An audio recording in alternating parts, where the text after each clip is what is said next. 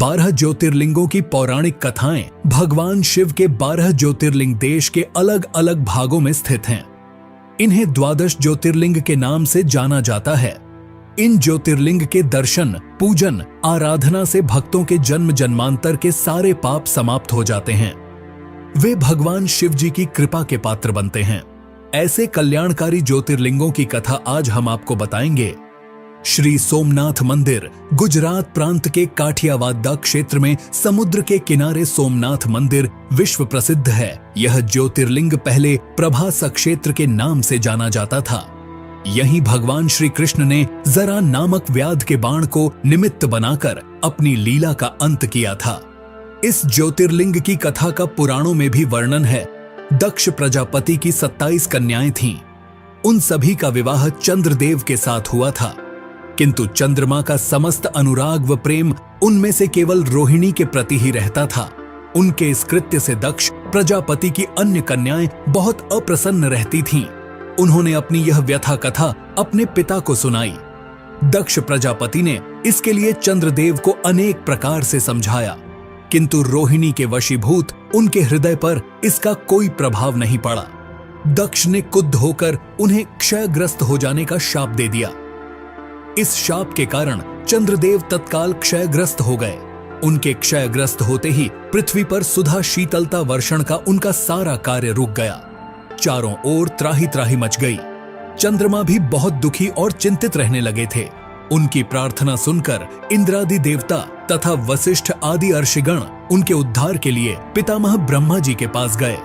सारी बातों को सुनकर ब्रह्मा जी ने कहा, चंद्रमा, अपने शाप विमोचन के लिए अन्य देवों के साथ पवित्र प्रभास क्षेत्र में जाकर मृत्युंजय भगवान शिव की आराधना करो। उनकी कृपा से अवश्य ही इनका शाप नष्ट हो जाएगा और ये रोगमुक्त हो जाएंगे।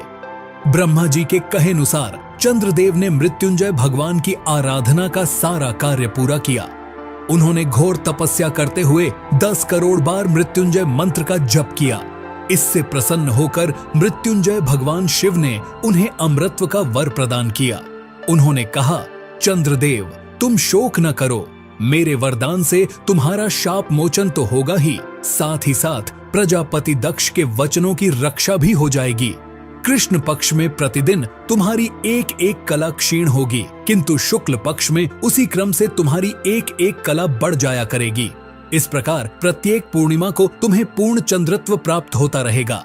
चंद्रमा को मिलने वाले इस वरदान से सारे लोकों के प्राणी प्रसन्न हो उठे। सुधाकर चंद्रदेव पुनः 10 दिशाओं में सुधा वर्षण का कार्य पूर्ववत करने लगे। शाप मुक्त होकर चंद्रदेव ने अन्य देवताओं के साथ मिलकर मृत्युंजय भगवान से प्रार्थना की कि आप माता पार्वती जी के साथ सदा के लिए प्राणों के उद्धारार्थ यहाँ निवास करें। भगवान शिव उनकी इस प्रार्थना को स्वीकार करके ज्योतिर्लिंग के रूप में माता पार्वती जी के साथ तभी से यहाँ रहने लगे। पावन प्रभास क्षेत्र में स्थित इस सोमनाथ ज्योतिर्लिंग की महिमा महाभारत, श्रीमद् भागवत तथा स्कंद पुराण आदि में विस्तार से बताई गई है। चंद्रमा का एक नाम सोम भी है। उन्होंने भगवान शिव को ही अपना नाथ स्वामी मानकर यहाँ तपस्या की थी, इसलिए इस ज्योतिर्लिंग को सोमनाथ कहा जाता है। श्री मल्लिकार्जुन आंध्र प्रदेश में कृष्णा नदी के तट पर दक्षिण का कैलाश कहे जाने वाले श्री शैल पर्वत पर श्री मल्लिकार्जुन ज्योतिर्लिंग स्थित है।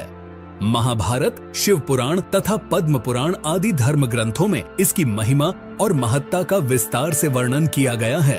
पुराणों में इस ज्योतिर्लिंग की कथा कुछ इस प्रकार है।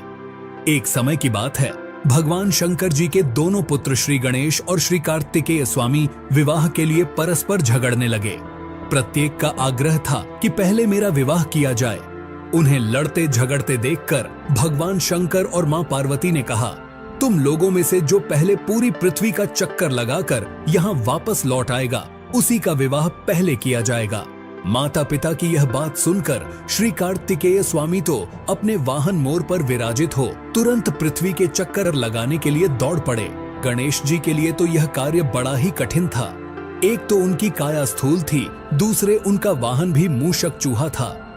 भला वे दौड़ में स्वामी कार्तिकेय की बराबरी किस प्रकार कर पाते।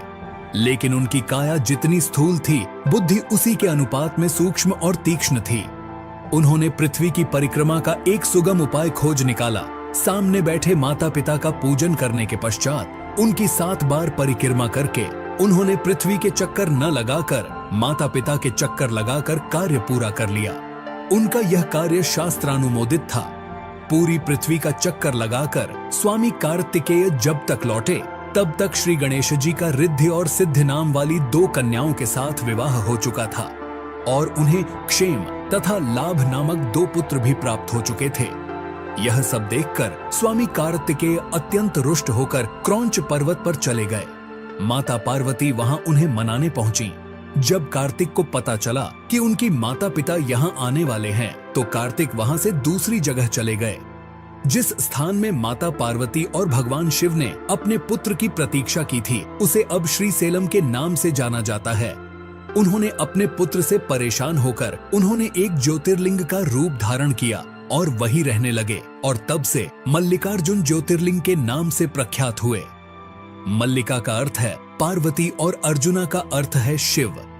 इस मल्लिकार्जुन शिवलिंग का दर्शन पूजन एवं अर्चन करने वाले भक्तों की सभी सात्विक मनोकामनाएं पूर्ण हो जाती हैं। दैहिक, दैविक, भौतिक सभी प्रकार की बाधाओं से वे मुक्त हो जाते हैं। श्री महाकालेश्वर यह परम पवित्र ज्योतिर्लिंग मध्य प्रदेश के उज्जैन नगर में है। क्षिप्रा नदी के तट पर स्थित उज्जैन प्राचीन काल में उज्जैनी के नाम से विख्यात था। इसे अवंतिकापुरी भी कहते थे। यह भारत की परम पवित्र सप्तपुरियों में से एक है। महाभारत, शिव पुराण एवं स्कंद पुराण में महाकाल ज्योतिर्लिंग की महिमा का पूरे विस्तार के साथ वर्णन किया गया है। इस ज्योतिर्लिंग के विषय में एक कथा इस प्रकार कही जाती है। किसी समय अवंतिकापुरी में वेदपाठी तपोनिष्ठ एक अत्यंत तेजस्वी ब्राह्मण रहते थे। एक दिन दूषण नामक एक अत्याचारी असुर उनकी तपस्या में विघ्न डालने के लिए वहां आया। ब्रह्मा जी से वर प्राप्त कर वह बहुत शक्तिशाली हो गया था। उसके अत्याचार से चारों ओर त्राही त्राही मची हुई थी। ब्राह्मण को कष्ट में देखकर प्राणी मात्र का कल्याण करने वाले भगवान शंकर वहां प्रकट हो गए। उन्होंने एक हुंकार मात्र से उस दारुण अत्याचारी दानव को वहीं जलाकर भस्म कर दिया। ब्राह्मणों ने महादेव से यहीं विराजमान होने के लिए प्रार्थना की। ब्राह्मणों के निवेदन से प्रसन्न होकर शिव जी यहाँ महाकालेश्वर ज्योतिर्लिंग के रूप में वास करने लगे। भगवान वहां हुंकार सहित प्रकट हुए, इसीलिए उनका नाम महाकाल पड़ गया। इसीलिए परम पवित्र ज्योतिर्लिंग को महाकाल के नाम से जाना जाता है। भगवान शिव समय यानी काल के अंत तक यहीं रहेंगे, इसलिए भी इन्हें महाकाल कहा जाने लगा। श्री ओंकारेश्वर यह ज्योतिर्लिंग मध्य प्रदेश में पवित्र नर्मदा नदी के तट पर ओम आकर के पर्वत पर स्थित है। इस स्थान पर नर्मदा के 2 धाराओं में विभक्त हो जाने से बीच में एक टापू सा बन गया है। इस टापू को मानधाता पर्वत या शिवपुरी कहते हैं। नदी की एक धारा इस पर्वत के उत्तर और दूसरी दक्षिण होकर बहती है। दक्षिण वाली धारा ही मुख्य धारा मानी जाती है।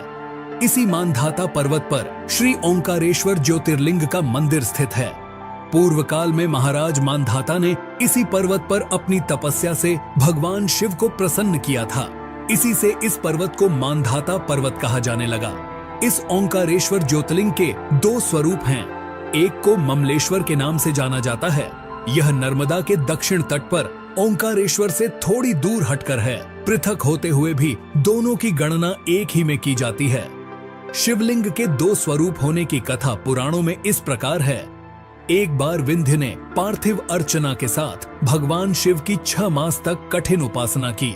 उनकी इस उपासना से प्रसन्न होकर शंकर जी वहां प्रकट हुए। उन्होंने विंध्य को उनके मनोवांछित वर प्रदान किए। विंध्याचल की इस वर प्राप्ति के अवसर पर वहां बहुत से ऋषिगण और मुनि भी पधारे। उनकी प्रार्थना पर शिवजी ने अपने ओंकारेश्वर के 2 भाग किए। एक का नाम ओंकारेश्वर और दूसरे का ममलेश्वर पड़ा। दोनों लिंगों का स्थान और मंदिर पृथक होते भी दोनों की सत्ता और स्वरूप को एक ही माना गया है।